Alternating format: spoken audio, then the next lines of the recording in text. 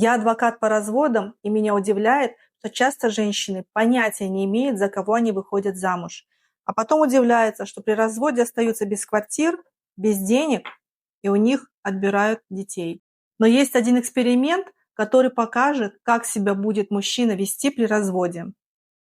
Когда у мужа будет хорошее настроение, предложите ему поиграть в игру и задайте 3 вопроса. Кто останется жить в квартире? Кто будет платить кредиты и с кем останутся жить дети после развода. А дальше слушайте и смотрите на его реакцию. Если он всерьез начинает делить, смотрите, кому он отдает ребенка. Если он сразу говорит, ребенок останется жить с тобой, я буду платить алименты, все в порядке, он рациональный. Если он говорит, ребенка тебе не отдам, такие мужчины при разводе часто бросают своих детей или наоборот, отбирают их у мам и превращают бракоразводный процесс в ад. Как этого избежать, читайте в описании.